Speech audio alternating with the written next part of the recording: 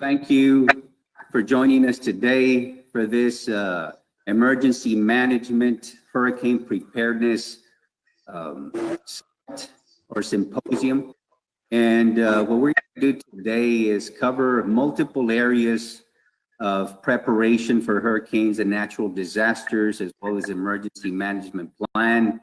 And I will be covering a master drainage plan, or the inception of it. And what we're asking today is for our residents, for our community, to start planning for a potential hurricane as well as natural disasters, and to be cognizant and conscientious that at any time, of course, we can experience flooding or a hurricane at any point in time, of course. But the idea is to plan ahead. So we have with us today multiple individuals and directors, and we will be covering quite a bit of vast information, a vast amount of information.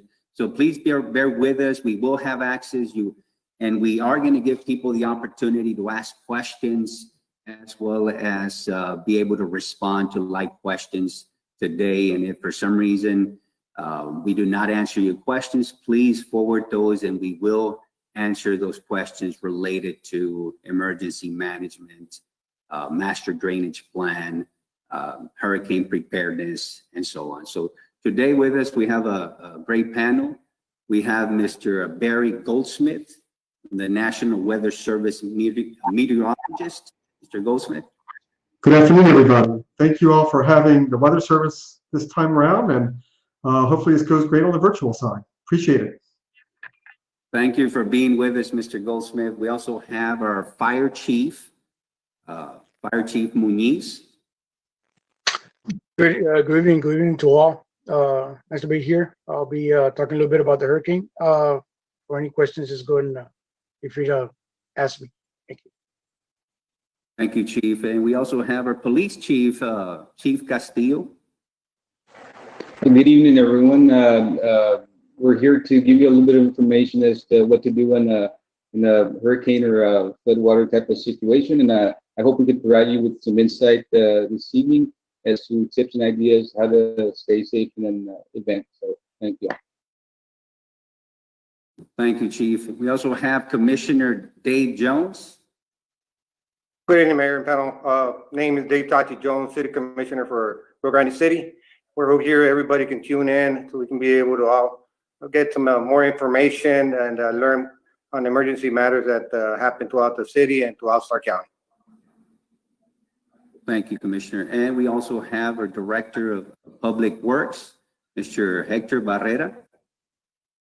Yeah, good evening, Mayor. Here we're well, I'll be responding anything you all need to know from our cleaning of drainages and giving sandbags. So anything you all need to know, go ahead and ask. Thank you, Mr. Barrera. So once again, I am Joel Villarreal, Mayor of the great city of Rio Grande City, and we're glad to be here in preparation for any potential disasters, emergency preparedness, management, the post-recovery and what to do. And again, is to provide information and be ready, because at any point in time, a disaster can occur, and it is imperative that we are prepared and have information available to us and be ready should at any point in time we must declare an emergency situation where people have to be evacuated. So we will be talking about those routes as well, and just preparation in general. So with that, thank you so much for tuning in. Thank you for being here and being part of the solution as we address concerns that will impact us all should at any point in time a disaster might strike, which we've had some in the past. Of course, living in the valley, and hurricanes are, I mean, at some point in our lives, people have gone through one or several. And so again, let's prepare, let's get ready, and start educating and ourselves, and more being conscientious of it, because sometimes we put it by the wayside until it's right in front of us. So what I'm asking today is let's start preparing, let's start getting ready, So when it does happen, we are able to get through this in a safe manner and recover from it as well. So with that, I'll turn it over to Mr. Barry Goldsmith from the National Weather Service, meteorologist. Mr. Goldsmith. All right, thank you, everybody, and hopefully you can hear me, and shortly you'll be able to see my screen.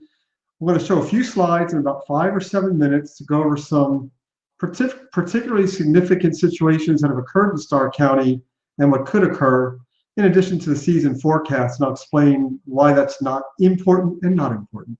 So without further ado, I'm going to share my screen, and hopefully everybody can see a screen that shows people in a pose.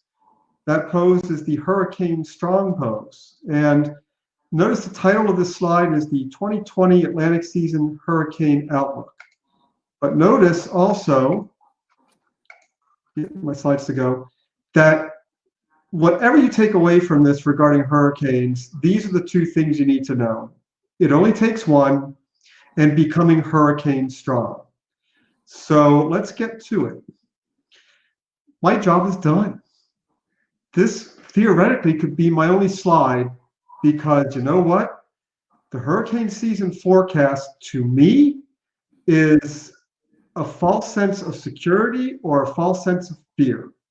We only need to know that one storm can make your season when it comes to hurricanes, whether it's the Rio Grande Valley, whether it's New Orleans, whether it's Miami, whether it's New York City.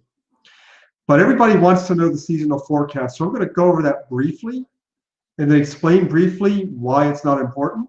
And then we'll get to some reasons why, based on some historical events, to close out my 5 to 9 minutes here. So here's the forecast. 13 to 19 named storms, 6 to 10 hurricanes, and 3 to 6 major hurricanes. And the Weather Service is quite confident that we're going to have an above average season. There's a 60% confidence in the numbers being 13 to 19. By the way, the average is 12. 6 to 10 hurricanes, the average is about 6. And major hurricanes, 3 to 6, the average is about 3. And only a 10% probability below average. Now, here's the thing about this forecast that you need to understand. It does not take into consideration the Gulf of Mexico, and in particular, the southwestern Gulf of Mexico. It really takes into consideration what is known as the main development region. That region extends from the eastern part of Cuba all the way down to Venezuela and eastward to the West African coast. That region is known as the main development region. And if the expectation is that a lot of storms, cyclones we call them, are going to move into that region, develop in that region, strengthen in that region, the seasonal forecast will be above average. If the expectation is for that region to be below average, the seasonal forecast will be below average. But you know what? It doesn't matter, does it? All it takes is one storm in the southwestern Gulf, maybe one storm that can thread the needle from the Atlantic Basin all the way from Africa to here, to make our season memorable. Hurricane Beulah in 1967 was just that storm. It formed off of the West African coast on September 5th, Labor Day, approximately, 1967. It made landfall near the mouth of the Rio Grande on September 20th. It took a full 15 days, and it had to thread a lot of needles to get to the valley as a Category 3 storm at landfall, and as we all remember, produced quite a bit of flooding, including in Starr County. But that was 2 days later, 2 to 3 days later. So in a sense, it was 18 days after formation that we had impact from Beulah. 1999, Hurricane Brett, that was a lot closer to home. That formed in the southwestern Gulf in the Bay of Campeche. And within 2 to 3 days, it was a Category 4 knocking on our door. Fortunately, it made landfall north of the population over the King Ranch, but it caused a lot of problems over in Falfurrias. And then we had Hurricane Harvey, 2017. Here's a did you know trivia question. Hurricane Harvey is the only direct strike hurricane for Texas since Ike in 2008. We've been in a hurricane drought for now 12 years, with the exception of Harvey. But does anybody care? Not really. Harvey produced over $125 billion in damage to the state of Texas alone, including $25 billion from wind and surge damage not too far away on the coastal bend. So Texas doesn't care that they've been in a hurricane drought. Harvey is now the storm of record for the state, which rivals Katrina, and in terms of impact was similar or worse than the 1900 Galveston Houston storm. So here's our tropical cyclone names for the season. We've already gone through Arthur, Bertha, Cristobal. They were all weak storms, and it seems like it's a busy season. And in a way it is, but these are all unique to the time of year. The main development region is not going yet, and it won't go because of wind shear and somewhat cooler waters than what we need to maximize. And there's also no waves coming off of Africa just yet. So that starts to happen in July and really peaks in August and September. So we have a little bit of time. And oh, by the way, the next named storm is Dolly. And I'm really hoping Dolly doesn't come to the valley, because for the valley, Dolly is a recent storm of record.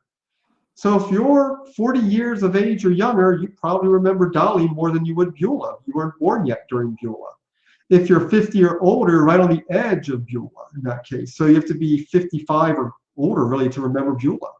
So Dolly is your storm, and to have a second Dolly might be a little bit confusing, but it was not retired in 2008, so that is next.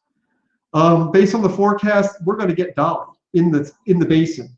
Exactly where? I have no crystal ball on that. We can't track a storm when there's nothing to track, but we do watch for things to begin to develop. And the peak season, remember, is August 1st to September 30th here in Texas. So to get preparedness information, first you need to assess your risk, and then you need to build yourself hurricane strong. And to do that, go to the website, hurricanestrong.org. There are videos, there are text information in both English and Spanish for you to do what we call hardening your home or your community. It also includes things like floodproofing. I'm going to talk a lot more about flooding in a moment. So floodproofing is on hurricanestrong.org. And I suggest everybody take a look at it and find those floodproof videos to see how you can make your home floodproof. If you want to look at preparedness overall, go to hurricanes.gov/prepare. That's hurricanes.gov/prepare. And notice here we have social media information in English and in Spanish, and information on this page itself is in English and in Spanish. So that can help you determine your risk, develop your plan, figure out your preparedness supply kits and all of that. You'll find it here at hurricanes.gov/prepare. So with that in mind, I want to change the discussion a bit to flooding. I'm showing a picture here of, actually it's a map, of rainfall that occurred in Starr County, particularly the Rio Grande City to Roma area and up into southwestern Zapata County. This event was not from a tropical cyclone. Repeat, this event occurred during the peak of the season, but it was not from a tropical cyclone. Yet we had over 15 inches in Roma over the course of a 6-day period. 12 inches of that fell in the Rio Grande City to Roma area, mostly those small towns in between, on one day. In fact, within 6 hours, on August 18th, 2008. No named storm. It was just one big thunderstorm complex. That's all it takes. And we all know what happens in Starr County. So going back to that, I'll show you, there's a video I think I put in here, but let's move on. So that was 2008. Now that was the rainfall flood component that doesn't require anything. It's basically a tropical flood without a name. So don't wait for a name. Look at the forecast. We'll be here to help. Forecast the amount of rain and the possibility that your arroyos are going to overtop, which will produce flash flooding. And the water depth could be high, 3, 4, 5 feet. We'll be here to help that. This was river flooding in the Rio Grande from July 2010 after Alex. Now, Alex made landfall about 90 miles south of the Rio Grande, or the mouth of the Rio Grande, in La Pesca, in Tamaulipas. But it moved westward and slowed down, and all that tropical moisture had to go uphill when it hit the Sierra Madre. And as it hit the Sierra Madre, what does it do? It rains itself out. And it rained itself out to the tune of 50 to 70 inches of rainfall. And all that rainfall flowed downhill.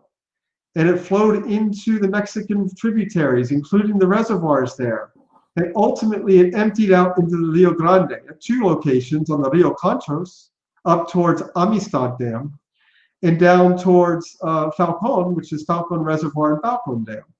And they both filled up above capacity. Well, guess what?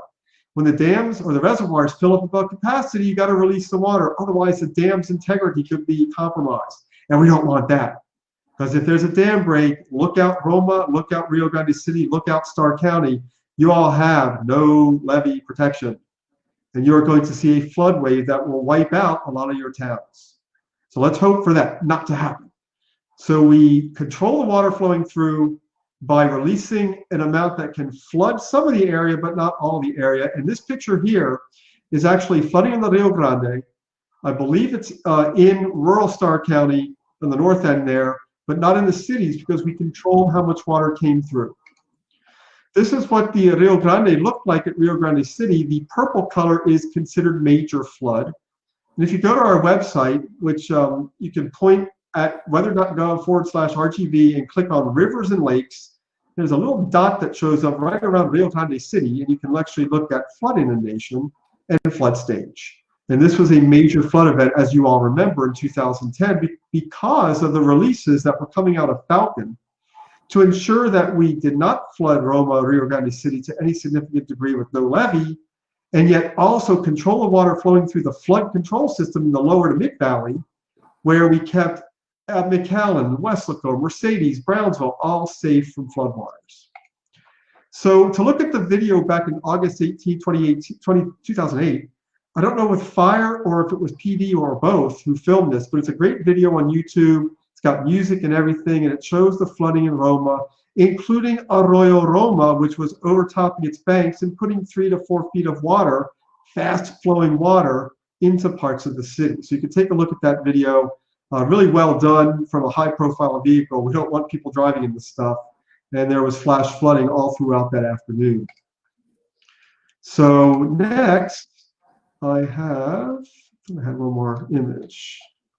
Okay, I don't have another image, but I do have a website I want to go to. So let me move a web page over so you can look at this in advance. That shows the Advanced Hydrologic Prediction System. And hopefully you can see my screen here. This is a map of inundation from a potential flood in Rio Grande City due to the Rio Grande overtopping its banks. So in this case, you can take the left and you can change the height. And as I go down in height, let's say 54 feet, I get less inundation. Down here in the blue, the light blue color, it's not all that much. But if I change it to 65 feet, which is near the peak, notice it turns to dark blue, and that's a flood stage. And that can also show the inundation area, which is what parts of the city will flood. And if you, I think, mouse over it, you can get the value of inundation in terms of how many feet above the ground it will be. So I'm not showing that here, but you can actually see that when you zoom in and you mouse over. You should be able to get the inundation value. And you can see this is overlaid in the city of Rio Grande City. So the colors show up here, and then I've got opacity on, so I'm going to make it more opaque. And again, these dark blue areas are in terms of flood stage in feet, but they're not an inundation above ground. I believe I can change that here, but let's see, inundation levels, flood categories, current forecast, that's not now. But anyway, we can talk about that later, but you go here and you actually get areas of flooding that's based on what's called inundation mapping. It's the only site we have in the valley that will produce this. So it does include Starr County beyond the gauge. The gauge is here on this green dot, but notice we're talking about floodwaters inundating parts of Rio Grande City. And you can see how far in it can go at a stage of 65 versus a stage of 54. It actually will shrink in time. If you go, you can go down lower and lower and get values. So anyway, it's water depth in feet, and it does go much lower than this. This is just the area coverage in the light blue or turquoise. But anyway, something to look at before the season begins, because right now we're not at any flood stage condition that's a problem, which I will show you right now. River at a glance. This should come up. Again, my computer might be slow. I don't know why that's not showing up there. Oh, that's not what I wanted to see. Hold on one moment. Go to inundation mapping real quick. I'm not sure why I'm not getting Starr County again. Let me go back. So let me go back to the river itself and just look at the gauge stage. Just a moment, and we'll be done here. So rivers and flooding, you click right there, and you'll get a map that'll come up. It'll show all these green dots, meaning green is good, no flooding. And if you click on Rio Grande City right here, you'll get the stage. It shows up on the right side. And notice it's 26.32 feet. That sounds like a lot, but it's actually not. If I put up the flood stages, which I'm scaling to the flood categories, you'll see that major is at 53 and action's at 48. So we're way below right now. But if we had to release water on the Falcon, then we're going to see this rise up pretty sharp. And let's hope that doesn't happen, but another Alex would require that. So that's the river flood component. But the main issue that we face every year is the rainfall flood component. You get heavy rains that could fall not only at Rio Grande City and Roma, but all the way up in the headwaters. In southern Jimhaga, these arroyos, Arroyo Garceño, Arroyo Los Olmos, Arroyo Roma, right? And I'm forgetting a few. Arroyo Quixote. All those arroyos have headwaters up in ranch land. And if it rains 4, 8, 10, 12 inches up there, your arroyos are going to overtop or get pretty high running down in Rio Grande City and Roma. So you need to be ready for that. If it rains 20 inches up there, you might see overtopping, and now you've got a problem because we don't forecast stages on the arroyos, only on the gauge at Rio Grande City. So you need to be ready for that. And I'll stick around for any discussion we have on evacuation, on flood proofing, inundation. That's what we're here for, to help you, guide you with the forecast. So with that, I'll turn it on back. Thank you, Mr. Goldsmith. And it's even more apparent, and hence the whole reason why we're having this today is there is that possibility where massive amounts of rain could potentially create some flooding that's gonna have potential damage and loss of life, which at this point we want to avoid at all costs, particularly loss of life. And that's why, going back to what we said earlier, it is imperative to prepare and be ready should an event like this ever happen. And at the same time, how do we keep our community safe and plan for accordingly? Because as you were demonstrating, the Rio Grande River has, when you're looking at the watershed in the scope of the Rio Grande River, you're talking about over 337,000 square miles of watershed within the river. And hence the whole description of that is at what point will the river crest and overflow. But again, this is something that let's continue to prepare as we're moving forward and be ready at any point in time should something of event of that nature befall us here in Rio Grande City. What are the things to do? So with that, I'll turn it over to Chief Muniz. Chief? Yes, good evening. My name is Manuel Muniz, the Fire Chief and also the Emergency Manager Coordinator. As you all know already, hurricane season began June 1st and will go through all the way to November 30th. And I have some tips as far as what you all can do as far as keeping your family safe, preparing. Make a plan with your family. Make those contacts if you believe you need to leave because you believe your home is located and easily getting flooded. Or make plans ahead of time to get out. Make arrangements to get phone numbers, emergency contact phone numbers with other residents or maybe family members that live out of town where you can move in for the time being. You need to make a emergency kit for preparedness of what to keep in that kit. Include yourself some flashlights, also some bottled water, perishable, non-perishable food cans to eat, medications. Make sure you have medications, and also make sure you carry cash with your debit because sometimes power is out. You're unable to withdraw using cards, so make sure you have cash as well. For maybe 2-3 days to last you. power might go out, so you might need cash. Think about your pets as well. Just remember, there's shelters that don't take pets. Make sure you do make some prepare advancements on what you can do with your pets. The only good thing about a hurricane is sometimes we can predict days in advance as far as when they're going to make landfall. So it gives you plenty of time to make those arrangements, as well as getting prepared yourself. As far as us, just our social media will be announcing when we start making sandbags for the people, or you all for the citizens. We usually want to go there about 3 days, 4 days, 3 days out before a hurricane was to make landfall to get everybody prepared for that nature. We have already got, for the past 2-3 weeks, we've given out sandbags for these recent past rain events that we've had. But by all means, the hurricane comes, we'll be ready. We'll be announcing it through social media about when you all can be picking up sandbags, as well as securing your property. If you know that you're one of those that are going to have to leave, secure your windows with plywood or something where you can cover those. Any furniture, patio you have outside, anything that you think might float away or might fly and cause damage, if you can put it somewhere indoors, by all means secure them. You don't want to find out later on that your outdoor furniture is in your neighbor's yard, or somewhere even further out. Just make those arrangements. Look around your house, trees around your house. You might have heavy branches that might lean over against your house. If you believe that the wind speed here, they can snap a branch real easy and it falls on your home, causing more damage to your house, it'll be a great time to start trimming those branches.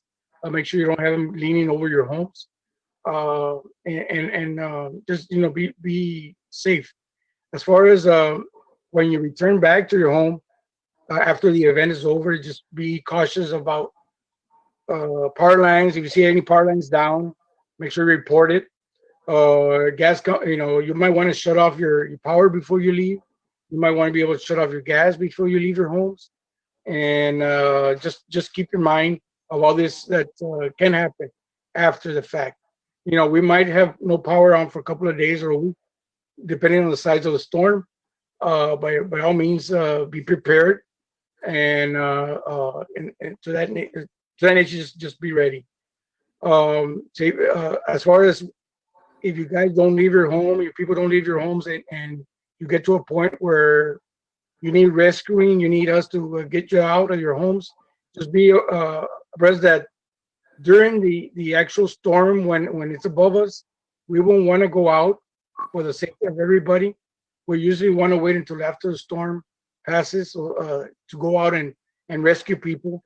Just keep that in mind, that if you are going to ride it out in your homes, just be cautious that we won't probably go out until, because obviously the roads are flooded, and just bunker down, and if you do stay home, and do call 911 if possible.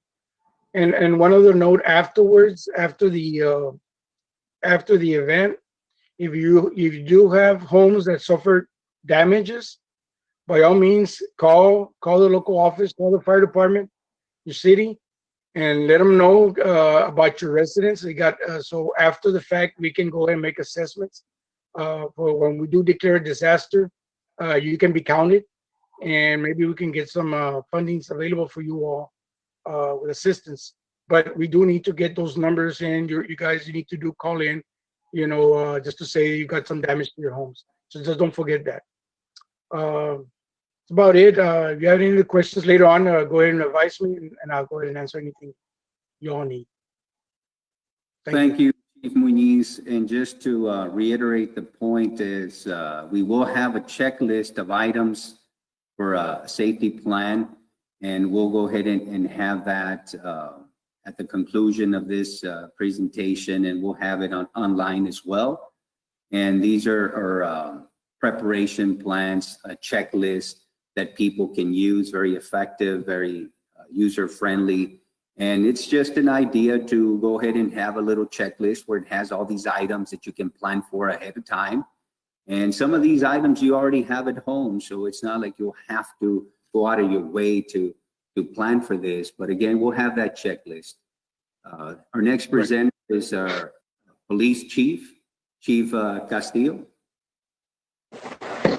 Good evening, everyone, and thank you all for tuning in to this hurricane preparedness town hall meeting. And I think it's very important because preparing is a big and crucial part of surviving a storm or a flooding or any other natural or man-made disaster.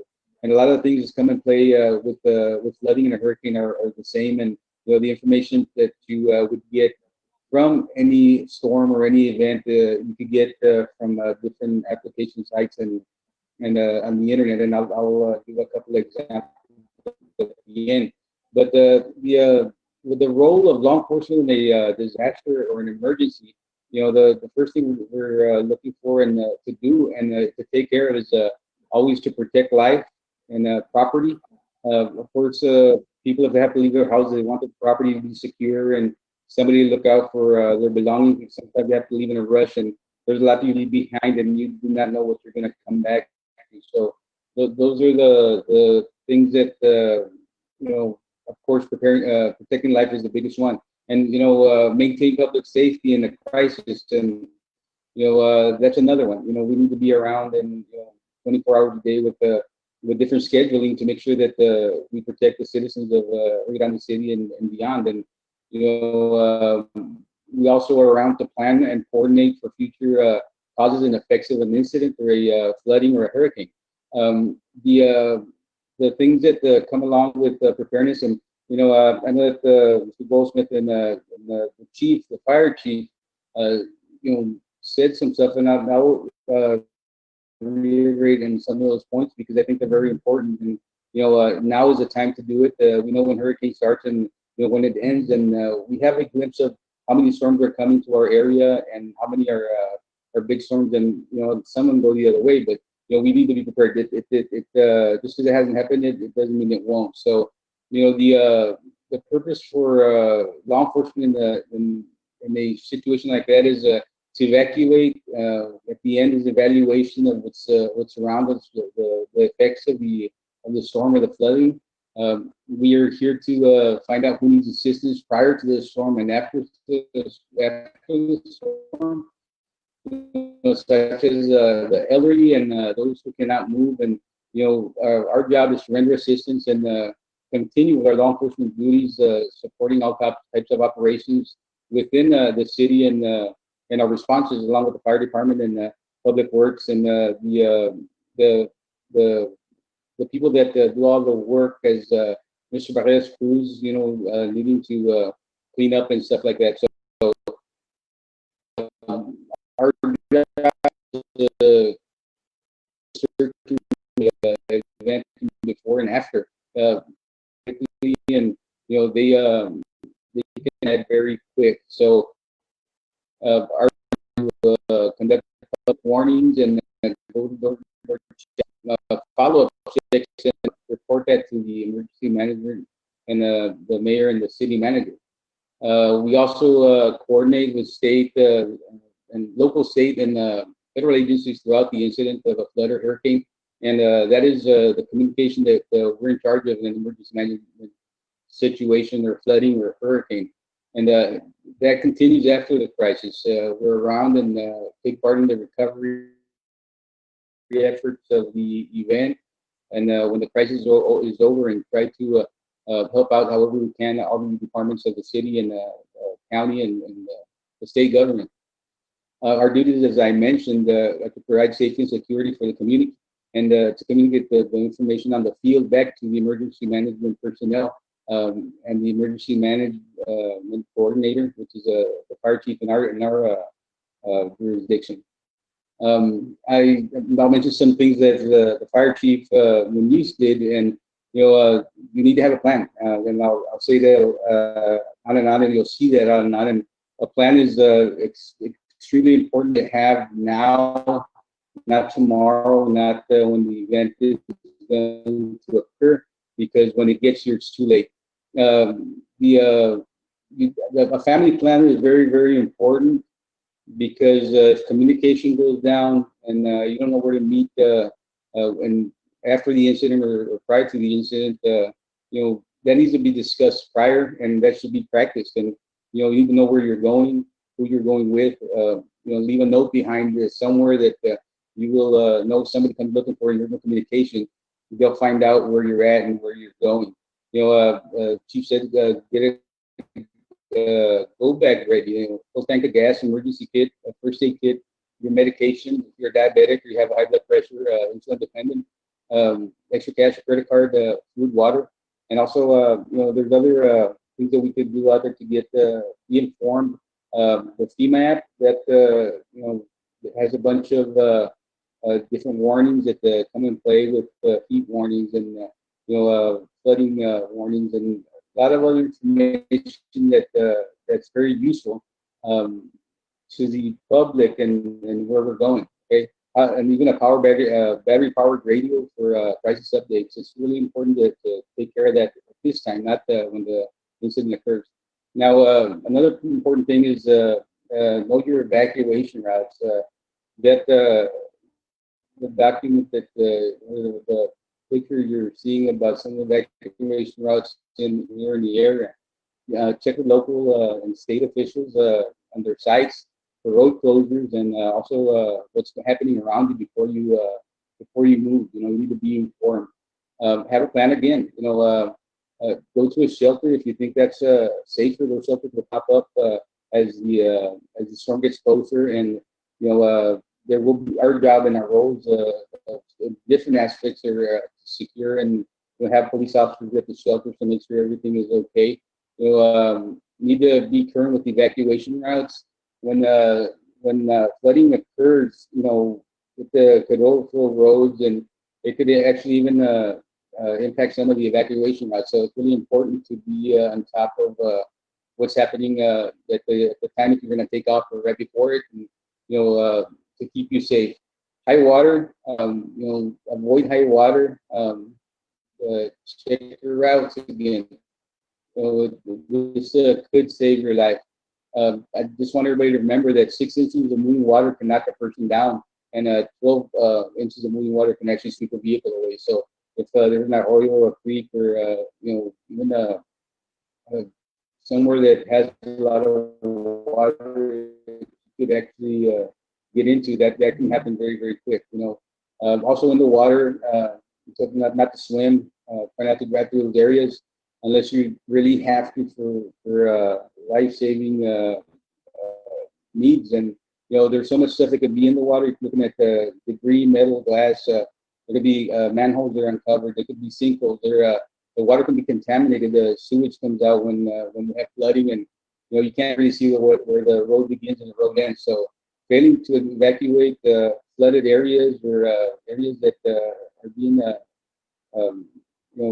letting the public know that they're not supposed to be in can cause death and so many problems for the community. And that's one of the times that everybody worries about family, and if we have a plan again in place, that'll make a difference. So don't risk injury or death, and plan before it happens and be informed. There are resources out there again, as I said, for preparing for hurricanes. Goldsmith actually had a very good one there, and there's a bunch more if you actually go online. The FEMA website, you can call the local police department, the local fire department, and you can get all that information, and then they'll guide you as to where you need to be. You can also go to ready.gov. You can search for a flood at that site, and we'll give you some information on that also. And you have the Red Cross, your emergency management coordinator also. So that based on all that, it's a prepare now, survive during, and be safe afterwards. And hopefully we can come back to well, you don't know what you come back to, but hopefully you can come back without getting hurt and have been prepared for a disaster. So that's all I have for the presentation. Unless anybody has any questions, but Mayor, it's a Back to you. Thank you, Chief Castillo. And again, we can't stress enough the importance of having a plan before an event occurs. And the plan is essential. Have it ready. By the way, we're going to have all these resources available for where people can access some of this information that we're discussing, that we're having. So we will have those on the slide. So please bear with us, and all this information will be available at your fingertips.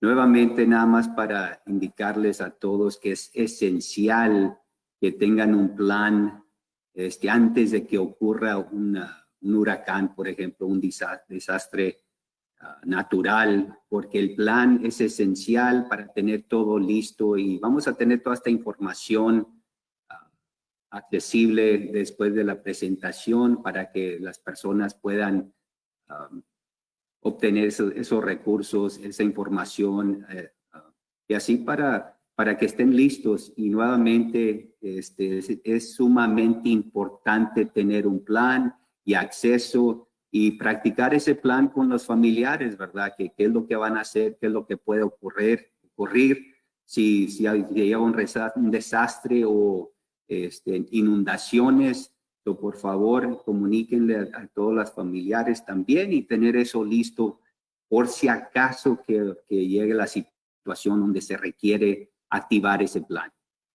So with that, I'll be turning it over to Commissioner Jones. Commissioner Jones. Good afternoon, Mayor, gentlemen. Basically, I'm just going to be going over information that has been provided a little by our chief from the fire department, Manuel Muniz. Basically, I'm going to be talking about a little bit about the emergency shelter system and how it works, and where to be able to go and who to be able to contact, and supplies, that recommend that the city to be able to take to your shelters. Remember, that this we're talking about Rio Grande City, but shelters are also, available, and they're open to, any resident in Rio Grande City or throughout Starr County that basically they come in harm's way and they need a little bit of help to be able to provide some assistance, some shelter for themselves and their families. Rio Grande City is always open to be able to help not only the residents of Rio Grande City, but all of Starr County. With that we understand that emergency shelters, they're recommended throughout the state of Texas, and all of the emergency shelters, including Rio Grande City, they fall under the American Red Cross. With that, our Rio Grande City fire chief, he's our emergency coordinator, and basically with the help of the Starr County, with Leonard Fuentes, he's the Starr County emergency coordinator, and both of them, they work together on a monthly basis, and basically get together and try to coordinate and get ready, to be able to help out, to be able to get ready in case we get come together, or we get one of these coordinator disasters, that hit our area, which we're not ready to be able to. We never know when we're going to get hit by one, but only prepare for one.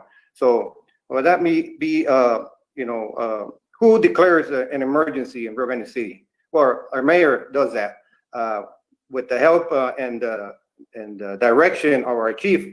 He basically gives the mayor a call, and come into the decision, of when it's the right time and the right place to be able to declare an emergency. Mr. Chief Manuel, our fire chief, he's assisted by Ronnie Alanis, which they coordinate the coordination is done under the Texas Department of Emergency Management Services of Texas, and with that, they make the plans to be able to get everybody prepared to be able to shelter the residents that need help.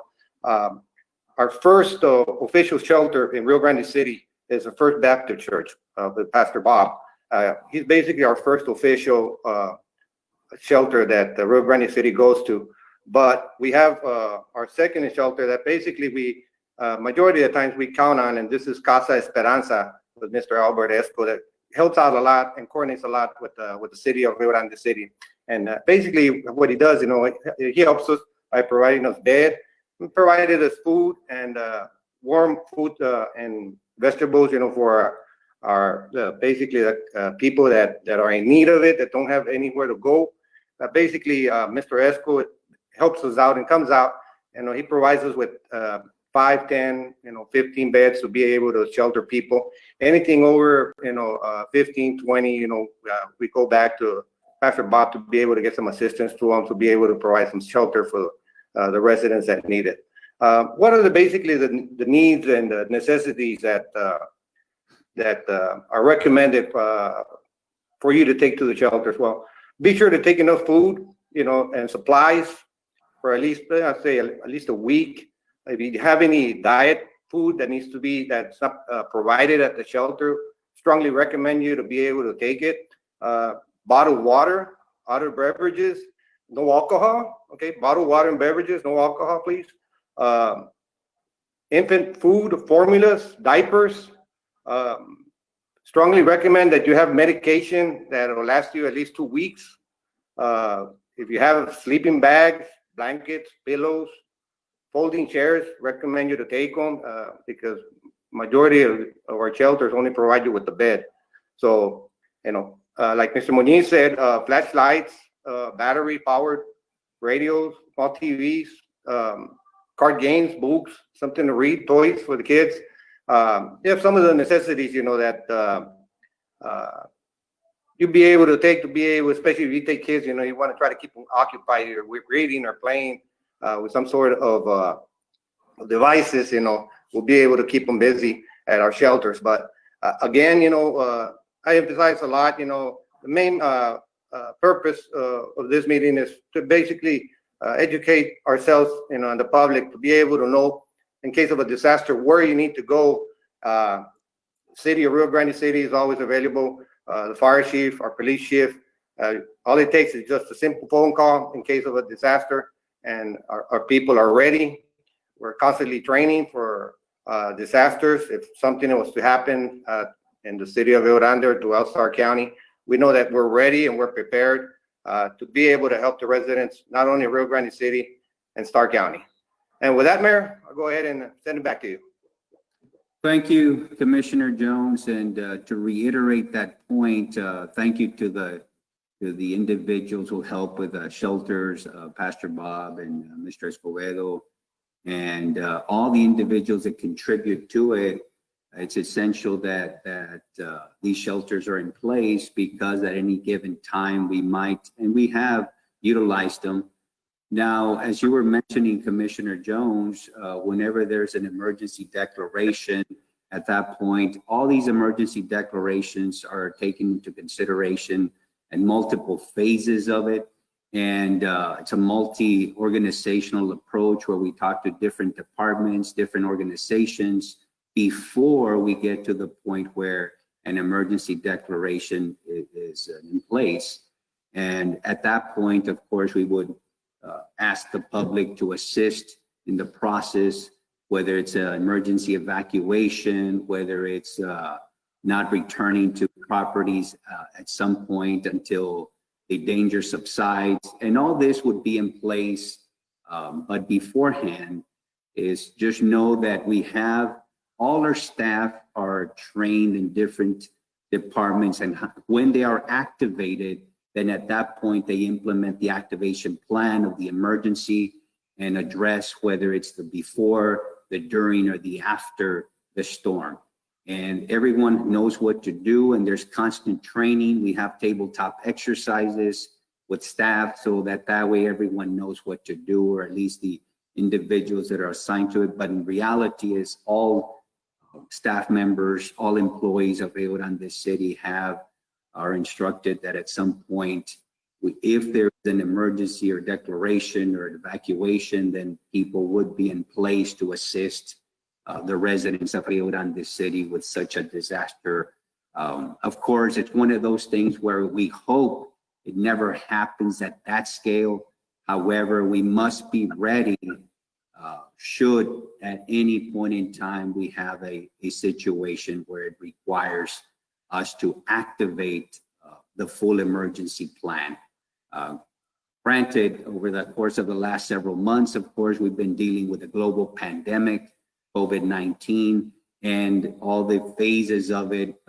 And of course, now we're at the recovery stage where we're reopening and the process of it, very similar to other and different types of emergencies in scope.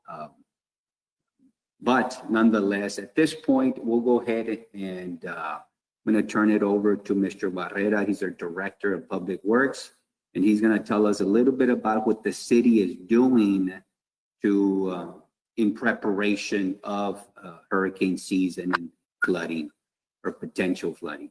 Mr. Barrera. Yes, good evening, Mayor, and the rest. Our role on an event like a hurricane, as the other directors were saying, everyone is on call. All our employees, we're 24/7 on call, especially to respond in a timely manner. We have all our equipment ready.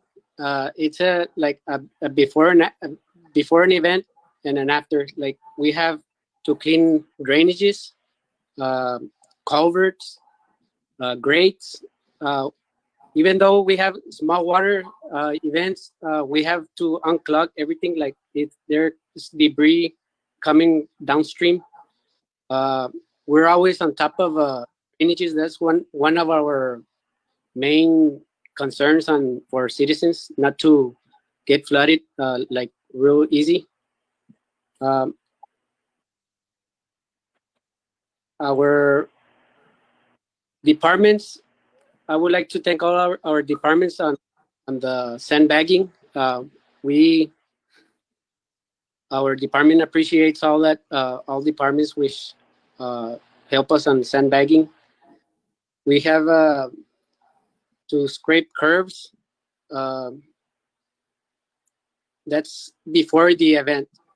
After the event, we got debris all over the place. We got tree limbs, gravel on streets, you name it.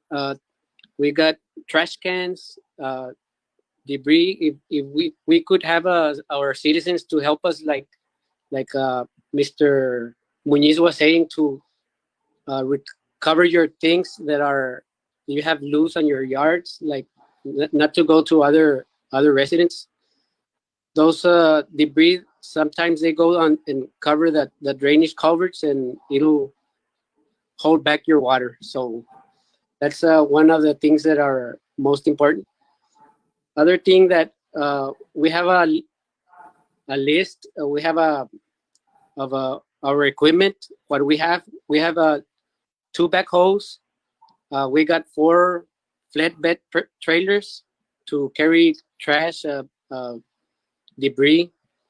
We got 2 brush trucks which are ready for the aftermath of an event. We got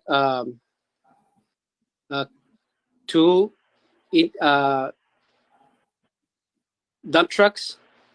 So we have everything ready for the event. Anything.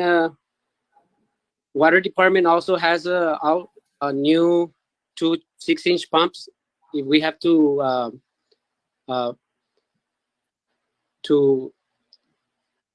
switch water from various places to a canal or to another detention pond. Anything you need to know about our department, you can call it 488-8382. We got our staff there that can help you with anything else. Thank you, Mr. Barrera. Thank you very much. And just to reiterate that point, we do need the public's help in reference to keeping our drainage areas clean of debris. So if at any point in time you see any debris in any of our drainage areas, please contact City Hall, or you can make a citizen's request on the website and you just click at the bottom menu where it has citizens request. You click on that menu bar and you're able to give us your name, address, and what the concern is. And we do need and ask the public's help. If you see any type of illegal dumping occurring in any of those drainage areas or culverts, please let us know, because sometimes we do find mattresses or tires or chairs and different types of debris that is clogging our drainage systems. And unfortunately, that's what creates some of the flooding too.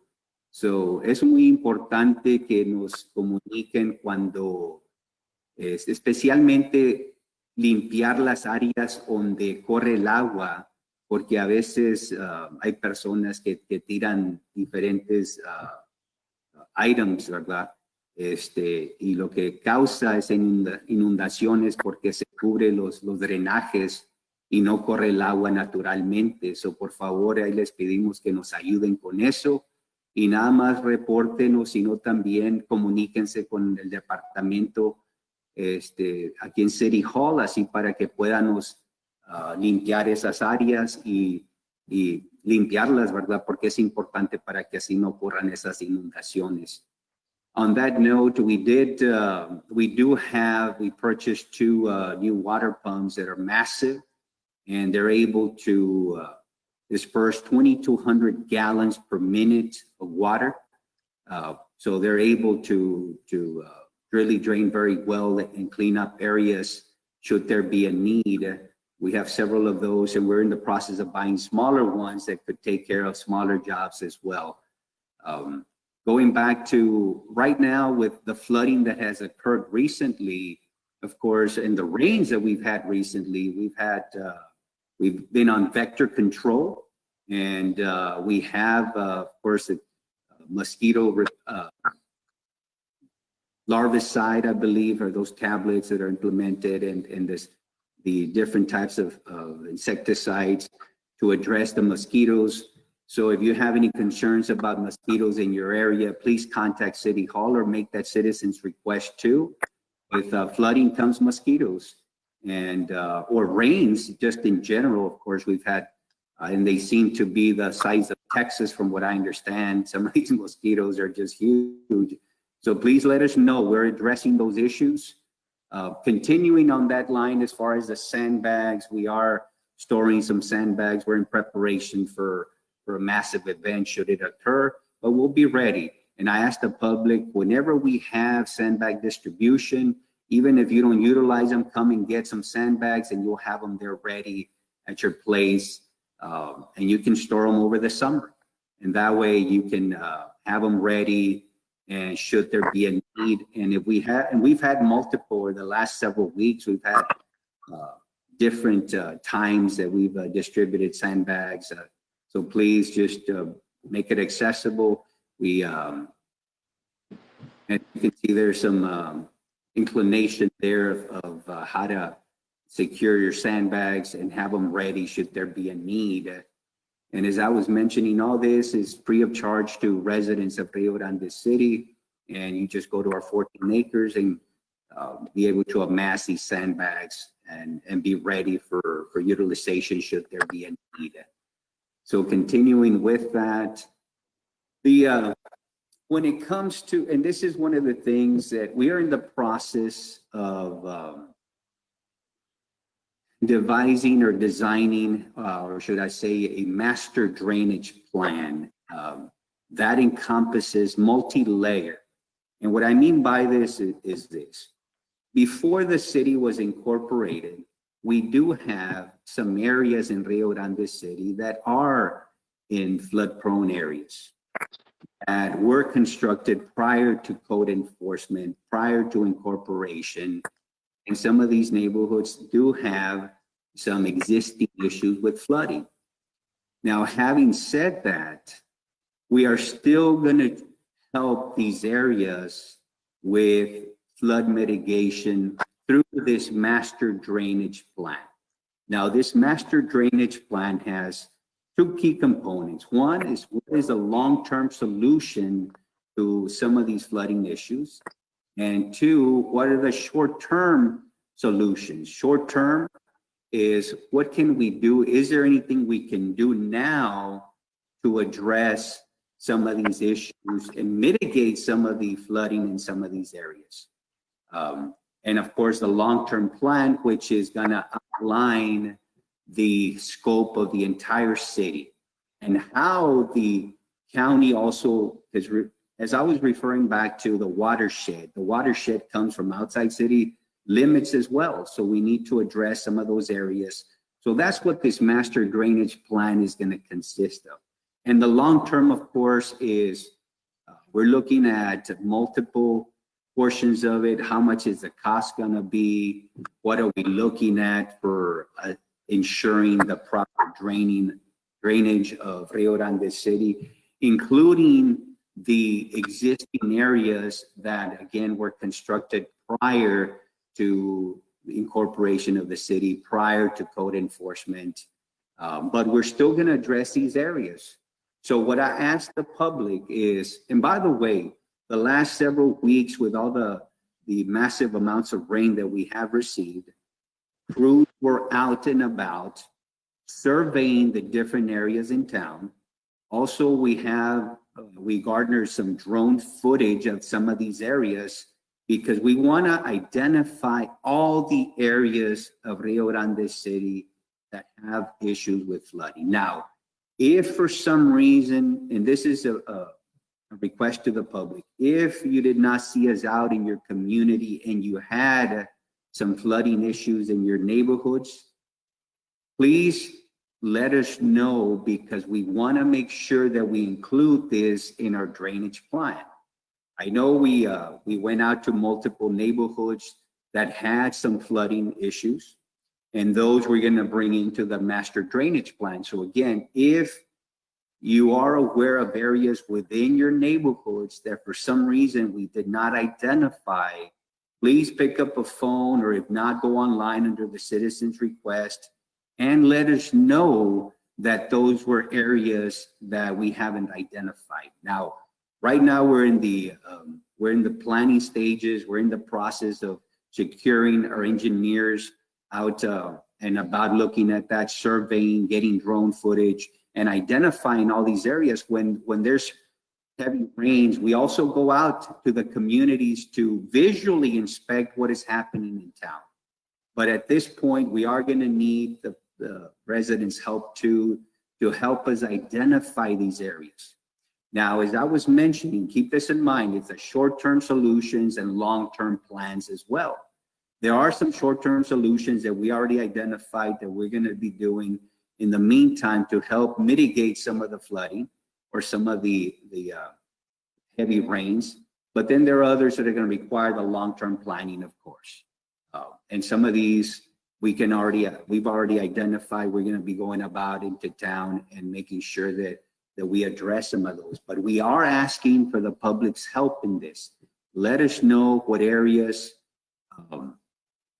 we can, and there are some areas that we are going to be able to mitigate short term, and then of course have the long-term solution to all this flooding that has. Now, the flooding has occurred in streets. We are aware of some of the flooding in some of the streets, of course, and we are having conversations with TxDOT. We are having conversations with the county as well, and of course, the departments in Rio Grande City to help us all identify these areas and see how we can come to a solution to all these problem areas. Now, again, we do ask for your cooperation and your help and assistance in all this, because we can only do it with your help. And that goes with identifying the areas, keeping the areas of drainage clear of any type of debris, and making sure that it's a concerted effort that we need to have as a community to address all these areas and concerns. Now, we are seeking monies, we are seeking funds to see how we can mitigate at a low cost to the community. However, this is a massive undertaking that is going to cost millions of dollars to address some of the heavier affected areas. And there's always that question, right? There are some areas that are outside city limits that also have issues with flooding. In those areas, of course, I encourage you, because what we're going to do, we're going to incorporate them, not necessarily into our plan, but be aware of the plan and how it becomes a massive undertaking where it encompasses the city as well as the county. Of course, the funding would be different when it comes to residents of Rio Grande City and funding as far as what it applies to the county and the different precincts in our county that are within Rio Grande City, or should I say outside the city limits. Now, with that, we also have, going back to mosquitoes, and this is something we need your help with too. If you have any standing water, any tires that have standing water, please clear those out. If you have pots that have stagnant water, we need to clean those out. Cutting the lawns as well, because mosquitoes congregate in large areas of grass and wooded areas too, as well as the stagnant water. And it's imperative that as we're talking about hurricanes and floods, mosquitoes come right with it, right? So it's imperative that we address that by looking at our own neighborhoods too, at our own homes, and how can we help by easing all these mosquito populations. And those are relatively simple solutions where we ourselves can be part of this solution by clearing out any type of stagnant water at our homes. And again, so look for pots that accumulate water, look for standing tires that accumulate water, or any other areas that within your yards that you can clear up. Now, with that, we're going to go ahead and we have we have Channel 5 with us, La Pistolera, La Estrella, Channel 23, and Channel 4 in Univision. So at this point, we're going to take some questions from the public as well as from our news agencies that joined us today. So let's start off with, do we have anyone from Channel 5 that has any questions? Is there anyone from Channel 5 that has any questions about what we covered here today? No? Okay. And how about La Pistolera? Is there anyone from La Pistolera that have any questions today? And La Estrella? And they were listening in and they might not have any questions at this point. And we have Channel 23, Channel 4, anyone from any representative from 23 and Channel 4 that has any questions or have any questions? Y cualquier pregunta, también tenemos a Univision, cualquier pregunta que tengan antes de proceder con para contestar las preguntas del público. No? Okay. Ms. Custer, do you have any questions coming in through Facebook? I do. I have a few questions here. It seems to be quite a bit about drainage. Okay. So they're just trying to find out, when is the drainage going to start being cleaned? Is there already a schedule for drainage? Can you kind of explain, what the city does as far as maintaining drainage that they're open and clear so that the water can flow effectively? Perfect. Mr. Barrera, would you like to answer that about the clearing of the drainage and what is our schedule and where they can contact us in case that we need to address other? Go ahead. Yeah, actually, our schedule is like monthly. Be out there clearing drainage from tires, mattresses, or any other debris that's clogging the waterway. If there's a drain that we have to go see or that we haven't cleaned, well, feel free to call our office at 488-8382. We'll be there to go see what's the problem.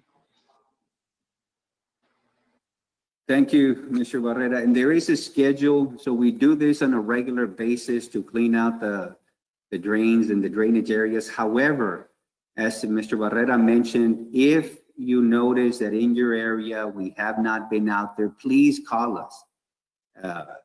please call Mr. Barrera's office or do the citizens request and let us know, and we'll get out there. Because you're actually helping us by letting us know that there's an area that needs attention. And we want your help with that. So please don't hesitate to call us or do a citizen's request. And that way we can get out there and take care of any type of debris or cutting of the areas. And it's a regular basis. We get out there and we cannot say that enough, that it's necessary that we clean them out and make sure that we keep all those areas clean of debris or any type of those culverts, drainage area, the ponds, the retention ponds. So thank you for that question. Any others, Ms. Custer? There's also, I know, questions about, keeping the storm drains clear, those gutters. So I wanted to see if we could ask Chief Muniz just a little bit about that, especially when there is a storm. What are some tips and recommendations you have as far as whether people are driving around and maybe come across something a little unexpected? Yes, well, for the people that are aware of the storm drains around their neighborhoods, and when we do have floods, just to be real careful. I mean, we don't recommend you all be driving when the roads are flooded with water. We don't recommend that. But if you know for a fact that there's drainage, some type of manholes near, in the area, try to avoid going through there, because they can, with the pressure of the water, they can come off and create a hazard for any vehicles or man walking through that area. Just to be careful, if you do have that around your neighborhoods, like I said, we don't recommend driving around, but just to keep that in mind, that there's been cases where manholes do pop out and vehicles have been damaged because they drive through it. So that's just one of the heads up I'd like to just point out there. We have a question for Mr. Goldsmith. Some residents are asking, I know you had mentioned, Beulah and a bunch of these other large storms that had come in 2008 and 2010. Some people were asking, are you all anticipating that we get a storm similar, or is any sort of rainfall expected to be, causing maybe as much damage? I guess everyone's wondering mostly, it's been a while. Are we due for something big? Okay, I've unmuted myself. So to answer that question, there is no due in weather. The weather pattern will do what it wants, do what it wants to do. And that's why I can't stress enough, it only takes one. The puzzle pieces of the atmosphere are very complex. And imagine it's like a jigsaw puzzle. And some years and many years, it doesn't fit together right. And we don't get the kind of rainfall that could cause a massive problem in Starr County or anywhere in the valley. But in some years, the little pieces can fit together into a unfortunately beautiful mosaic for the atmosphere to produce. And as I like to say, play in the devil's sandbox and create all kinds of havoc. So Beulah was one of those cases. Harvey was the most recent case in Southeast Texas, where we had 60 inches of rainfall and 4 to 8 feet of water depth, and over 350,000 homes damaged or destroyed.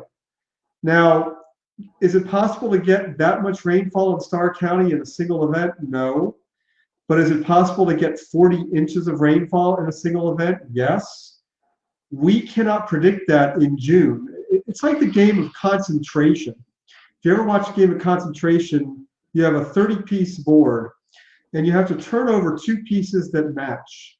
They might be a picture of a car. And when you find 2 pictures of the car, they turn it over to reveal a bit of the puzzle that you're trying to solve. Are you going to be able to solve it with 2 pieces turned over? Absolutely not, unless you can see through it with X-ray vision. That's where we are right now in June. We may have 1 or 2 pieces turned over, but we have no idea what that puzzle will look like come August or September. So we can't emphasize enough that We want people to be prepared as if this year were the year for Beulah, or if this were the year for our version of Harvey, or maybe another year like Alex or 2008 with the August flood. And when people are ready, they'll do all those preparedness activities now while things are quiet to be ready in case during the peak of the season in August and September, we've got to deal with something a lot worse. So again, don't rely on any long-range forecasts for tropical cyclones. We are here to monitor when those jigsaw puzzle pieces begin to fit together. And we hope that we have enough lead time, meaning days, to get the idea in people's heads that, oh yeah, this one could produce 20 to 30 inches of rainfall as what's considered a reasonable worst case scenario. I like to say, better safe than sorry scenario. And at that point, you now execute your action plans, whether it's evacuation, whether it's stay plan, whether you have some last minute flood proofing to do. All those things can be done if we see it in advance. But honestly, flood proofing should be done now while it's quiet, while the sun is out, because you may not have that time because these systems may not give us that time. And we still have a lot to learn, and sometimes we just don't have it. Like Harvey was literally 36 to 48 hours between the time that it was a degenerated tropical wave and became a Category 4 monster making landfall. So there are a lot of reasons for that, which I won't get into here, but that is a possibility with southwestern Gulf events. So we don't want people to wait that long to do their flood proofing. This is the time to flood proof. This is the time to get your flood insurance. This is the time to set up all those plans, because that time is the time to execute. And if your plan isn't up to speed and you're executing a half-done plan, you're going to miss a few things. So take advantage in June, maybe into early July, mid-July, to do all these things, to be ready for August and September in case that's a situation that comes up. And that's critical to reemphasize is the fact that it's not a matter of if, it's a matter of when. We will have events, we will have massive amounts of rain, and it's to be expected. So being ready, and that's hence the whole reason why we're having this conversation, is that we need to be ready, we need to be prepared for when it does come, we are ready for it. Because as you're mentioning, it's hard to predict, but what we can say is we've had events before, we have seen massive amounts of water, we have seen hurricanes here before. So will it happen again? And conclusively, we can say it will happen again. But at this point, let's get ready, let's be prepared, let's have those plans. And as you were mentioning, Mr. Goldsmith, flood insurance. If at this point, we have multiple agencies here in Rio Grande City that do flood insurance. I mean, that's something to have a conversation with those insurance companies here in Rio Grande City and visit with them and see what it is to obtain this type of insurance for a potential flood. And there's a list, we're gonna put that out, so you're more than welcome to contact them and see what opportunities or what kind of services they can help you with, and get informed. At this point, ask the questions, get informed, and be prepared should there be a need at that point, and if you want to proceed with that level of coverage, particularly because, as we were mentioning, it's not a matter of if, it's of when. When is it going to occur? Any other questions, Ms. Custer? La Estrella has a question. Okay. Hi, this is Joe Tejeda from Estrella 95.1 FM. You were talking about the preparation plan, action plan, and actual emergency plan for the hurricane season.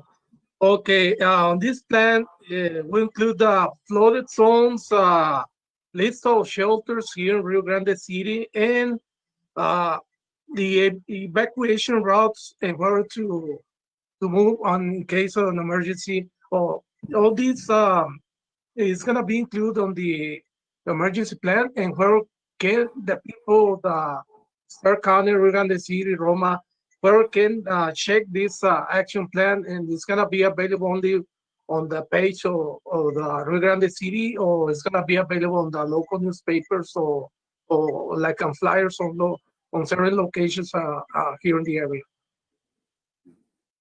Excellent question. And that is, where are we going to have these plans? Of course, in our website, social media, and at the library as well. And that brings up an excellent point, is distributing these out in the local paper as well, as a reminder as to what the plans are, particularly the evacuation routes, as well as all this other information that we're communicating, and have it at people's fingertips. Absolutely. Do you want to add anything to that, Commissioner Jones, about the, you mentioned shelters and? Well, basically, Mayor, it's always good to be prepared and to be able to make our plan, accessible to the public, not only in Stark County, but throughout Rio Grande City for the residents. And the 95 radio station makes a real good point, be able to try to make these plans accessible to the residents of Rio Grande City and throughout Stark County. So they'll be prepared, and not have to wait for the last moment to know what is it that needs to be done, which could be too late for some families to be able to do. Always being prepared, Mayor. It's this commission, strong points, the more communication, the better communication the public has to us, the more we can be able to listen and get things done right. We're not perfect, but we are good in listening to the public and their concerns and their, and basically this plan, that it's been worked on, it's not only good for the residents of Rio Grande City, but throughout Stark County. And yes, I would answering that question, is you make a good point, that we'll be addressing this issue and making sure that it gets out to the local newspapers, so all the residents throughout Stark County and Rio Grande City can be prepared just in case of a disaster. We have Mr. Alberto Perez, also our city manager, and he can go ahead and chime in on this as far as making this plan accessible to the public by different media outlets. Mr. Perez? Yes, good evening, Mayor, Commissioner, and panelists and audience. We will make the information for individuals and businesses to be prepared. The one word of caution is on when you're talking about roadways, because the conditions change so quickly, we'll more than likely be pointing folks to the specific website where the state or Texas Department of Transportation will update that information on a routine basis. So having that in a static approach or in a document subject to change is a little, kind of risky because it changes so quickly. But we will make sure we point them in the right direction for the latest and greatest information as it's being updated or passed on to us. And probably Chief Muñiz can probably allude to the fact that he has dealt with that before and maybe clear up a little bit more about how it works. Thank you, Mr. Perez. Any other questions, Ms. Custer? Anything else that? Yes, we actually have some questions about, certain areas. I know you've touched on this in the past. A little bit about during the last rainfall, we had a little bit of water right in front of Walmart and the new development for the Rio Grande Village. Can you kind of go into a little more detail just about sort of the plan in that area there? We've, in fact, had meetings with TxDOT, and we're going to continue to have those meetings with TxDOT to address 83. Now, there were some questions, and I was asked by several residents about the new development and did that development cause the majority of the flooding there. And so the development itself, just to be clear on that development, has the whole drainage plan for that entire development will be draining northeast towards Arroyo Los Olmos. Now, all the systems are not in place there yet because, of course, they're still in the construction phase. But once that entire development is fully activated, all the drains and drainage in general will be headed to Los Olmos. And in fact, the majority of water did flow to Los Olmos. There was a little bit of runoff that into 83. However, there was a massive event. We had, I believe it was 6 inches of rain with less than an hour, and it created flooding there on 83. Now, we are working with TxDOT. We're going to be looking at, are there enough inlets in that area to accumulate, to be able to drain that massive amount of water? And the answer is no. Right now, there are not enough inlets with that small stretch. Keep in mind that this 83 was built way before, you're talking about several decades. And when they did build it, they did not have all the inlets, or the inlets that they built to it at that time was able to sustain the water flow at that point in time. However, there has been a lot of growth. I mean, there has been a lot of growth. A lot of concrete has been poured within the stretch of Pete Diaz Drive all the way through the Sprint, for example, even further back to La Reinera, for example. There's a massive amounts of concrete that have been laid, and therefore we are addressing individual drainage within the properties that are being built around there. But we are looking at, what do we need to do? Do we need to create more inlets there? Do we need to expand the drainage pipes that are going towards the river from there? And right now we are having those conversations to alleviate some of that water, because I mean, there is a problem there. There was a problem before the construction of the new development, because we have had issues with that in the past. However, it has become more noticeable, but there has been massive amounts of construction through that whole stretch. So to answer the question, the development itself, which is Rio Grande Village, its own drainage will be going towards Los Olmos Creek and not adding any water towards 83. However, at this time, there's still some runoff that was accumulated into 83, but the majority was towards Los Olmos. And we know that it's a problem area. We have identified it as part of our master drainage plan, and we will be addressing it and going back to the short-term solutions and long-term as well.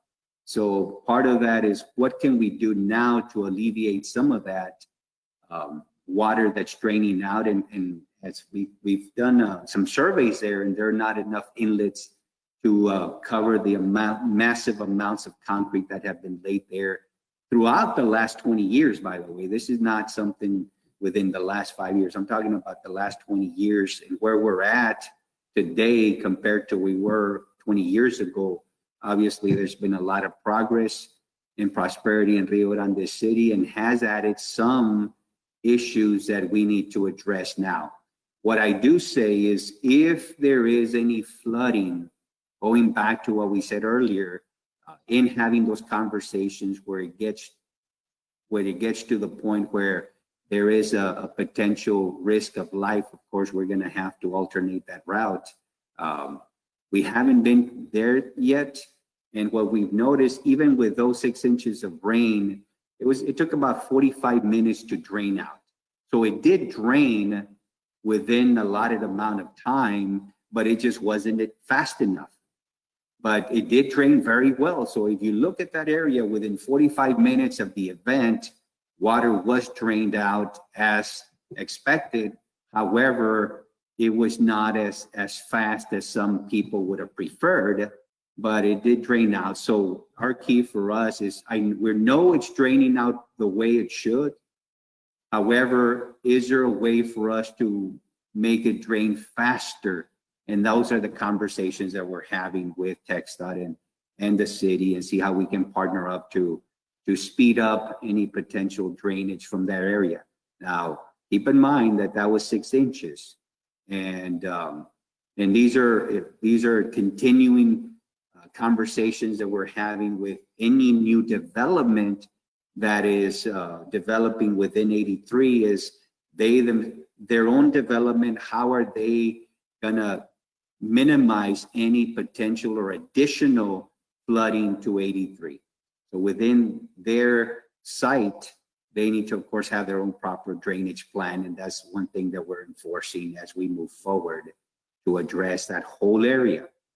But going back, I know that's a long-winded answer, but nonetheless, going back to that development, it has its own drainage plan, and the 90+ acres that are there will be draining towards Los Olmos Creek as we've expanded that whole area of Los Olmos Creek to be able to sustain more water should there be a need to as we're moving forward.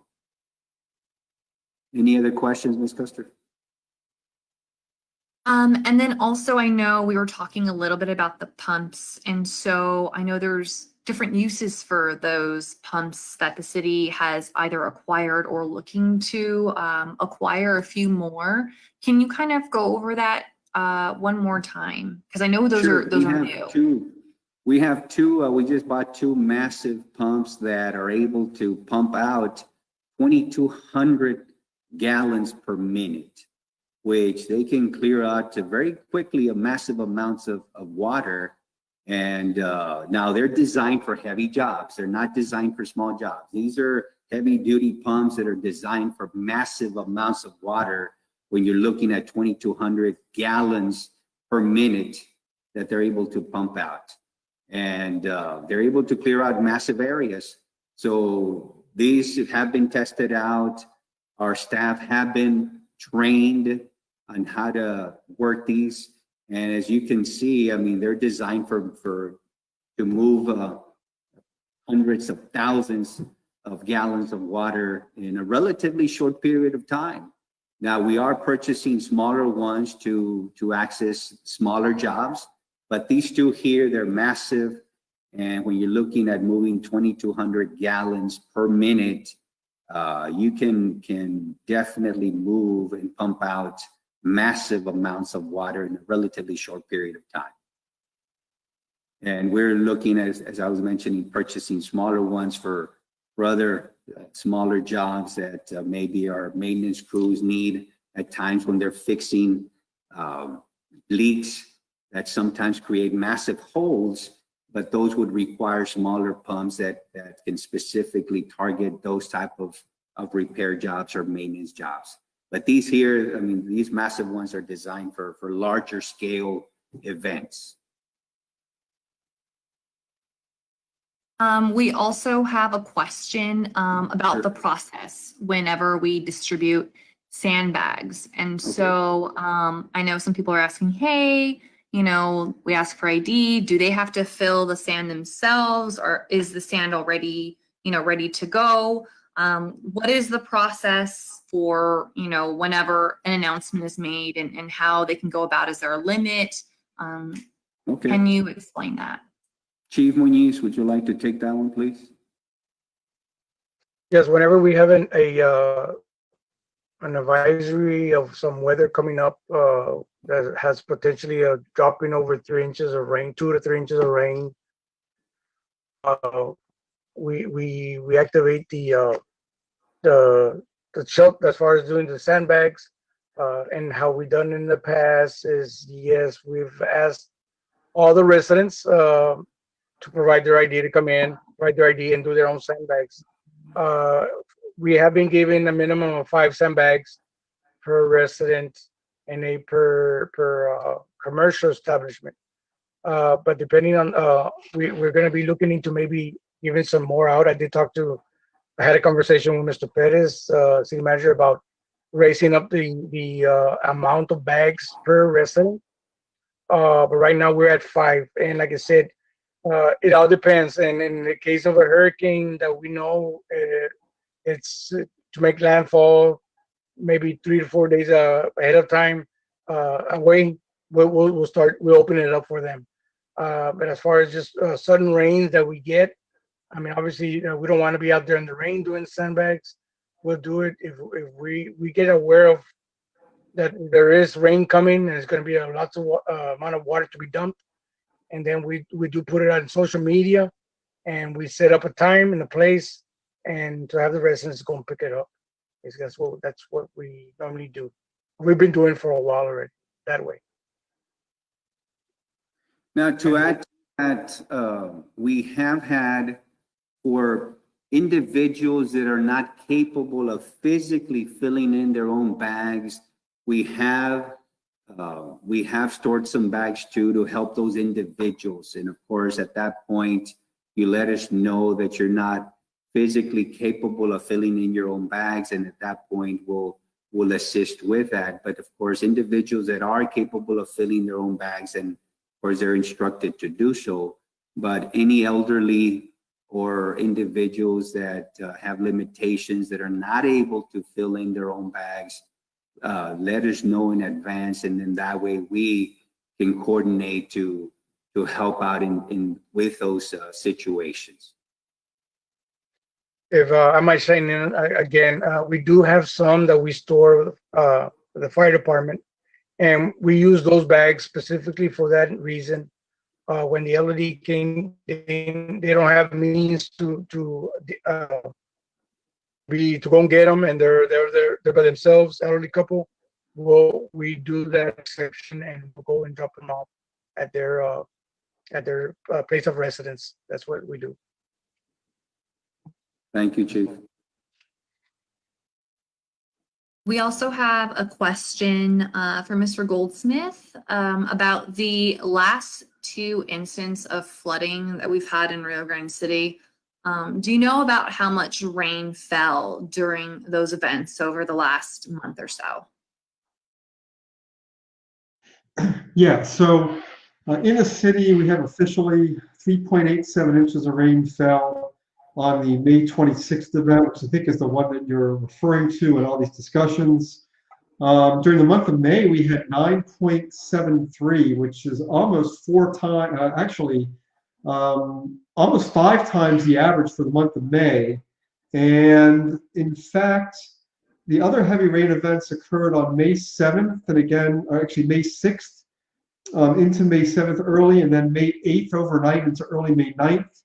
And I believe those caused floods as well. I'm not sure if they were as bad as what occurred on May 26th, which was in the early morning hours pre-dawn. I went out there and saw the Arroyo Quixote and the Arroyo Los Olmos, and they were pretty full. So that goes back to that statement we just had regarding Walmart in '83. So yeah, those are the 3 big rains that we've had. There was some good rain yesterday in parts of the county, but I think it may have been south of the city in terms of the biggest rainfall, but we didn't get a report out of them that was anything more than a trace at this point for yesterday. But I'm sure there was more because we did issue an advisory for flooding. So those are the numbers. The main numbers were pretty impressive. I will say that's, like I said, nearly 5 times the average, or what we like to say is 400 to 500% of average, and that's why you had some flood events there.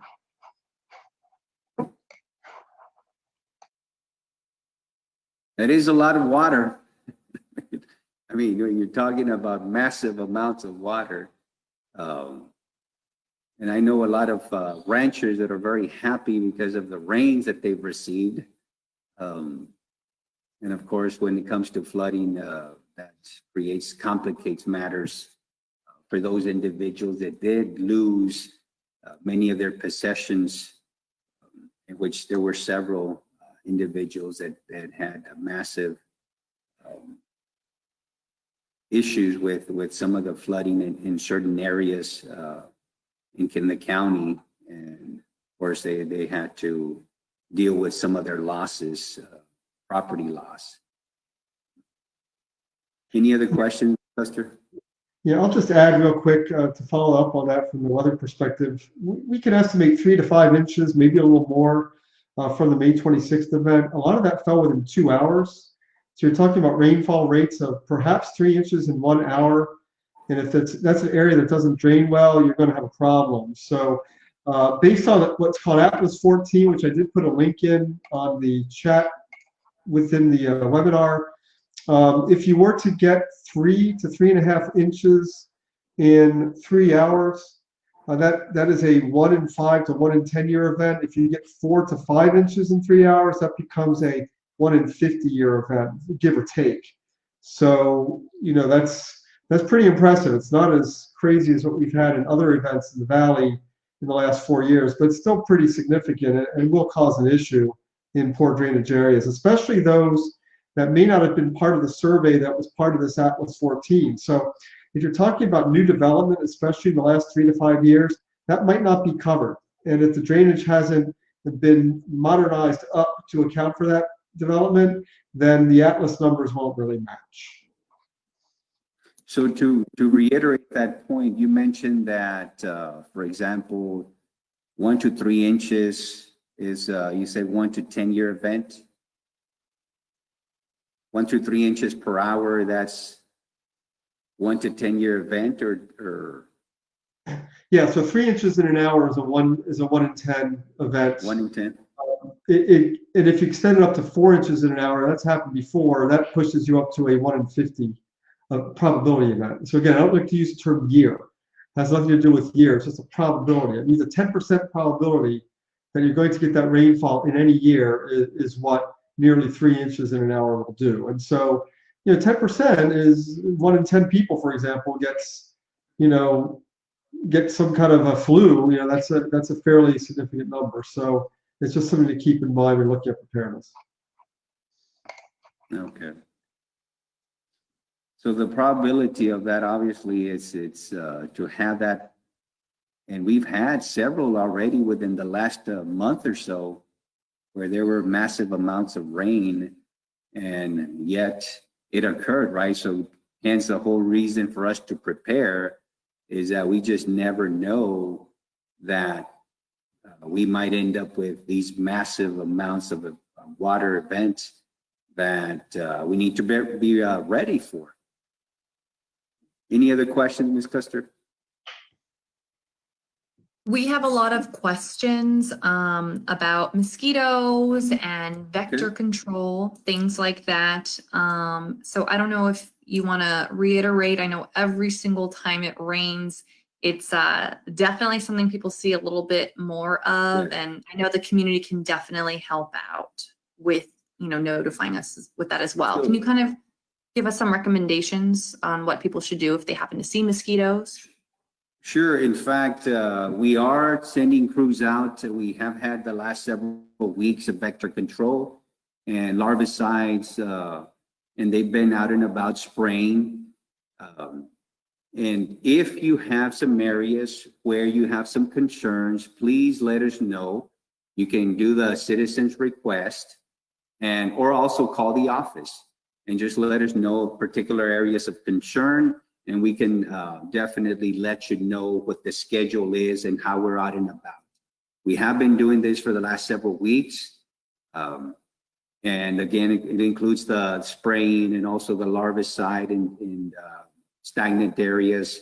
And to reiterate the point about helping out, if we ask the community to help us out by checking around in their yards and making sure that we don't have any standing water. So if you have any tires that have accumulated water, please dispense of those. If you have any pots that have accumulated water, stagnant water, please take care of those too, because there is a infestation of mosquitoes in areas where stagnant water applies. Also tall grass. You can keep your yards cut because that helps out with protecting against mosquitoes. But going back to let us know, contact our city hall, contact our through the webpage, make a citizen's request, and we'll get out there. But we are out there, different neighborhoods, spraying and applying larvicides, and it's a constant. After rains, we have to wait a couple of days before we go out and spray, because of course it would be ineffective if we were to be spraying soon after the rains. It takes a couple of days for it to dry out before we get out to spray and include the larvicides. Now, help us out too, as I was mentioning. Look around your yards. If you have any accumulated water, any stagnant water, please take care of it, dump it out. And That way, that'll assist in maintaining the control of mosquitoes that I know I've seen many of them. They seem to be Texas-sized mosquitoes out there. So help us out and let us know. Let us know where you're at and what you're seeing. And that way our departments can be out there. But to reiterate the point, we have schedules, we're out and about, and we have for the last several months or weeks, should I say, as a result of the recent rains that we've had. And they're getting larger, it appears. So we can't stress that enough. And as we're saying there on the video, they spread that this larvicide and spraying to make sure that we control the mosquito population, which then in and of itself can bring other complications and medical issues as well. So help us out and let us know and also take care of your yards. And then I think pretty much there was just one person who wanted to clarify just about the homes over near the Arroyo. I know you had mentioned the drainage plan in place there. You know, they're just asking, so after the construction is finished, are they not going to see some of the flooding that they currently see now? They say that the creek is right behind some of those homes. Or is it going to be similar, maybe not as bad?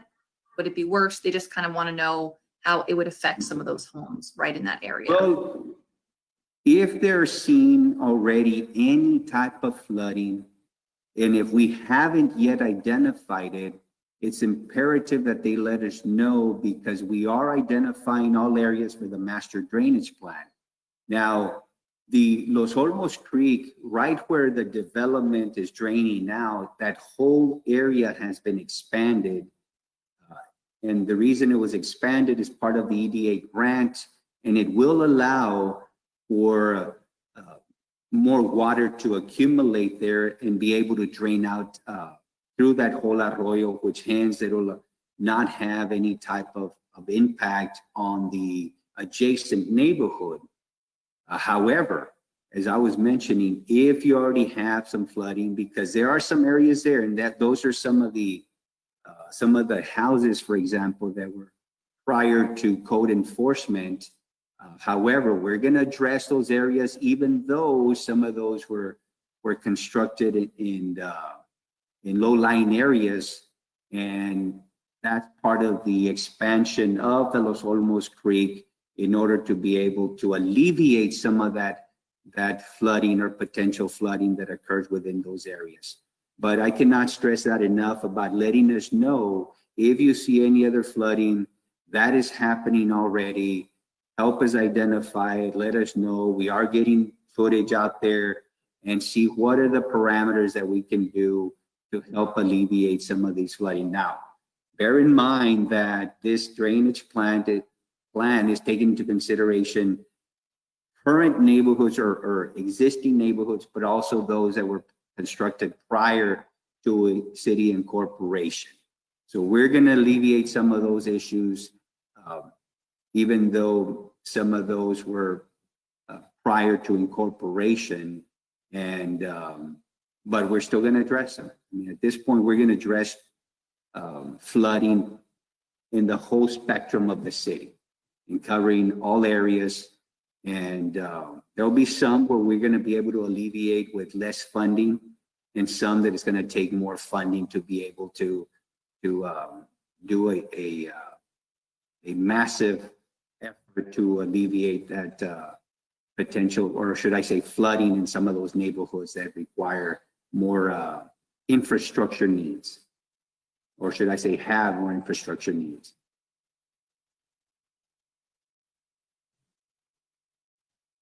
If they have any pictures, by the way, whenever there's rain and you see any flooding, you can take pictures and forward those over to us too.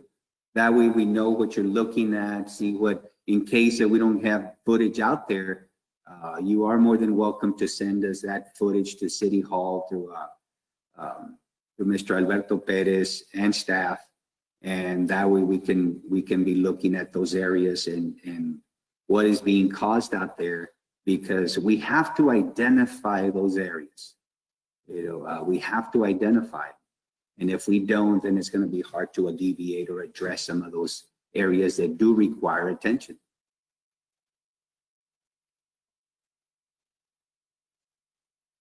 And it looks like that's about it. I know that we have a comment from Ms.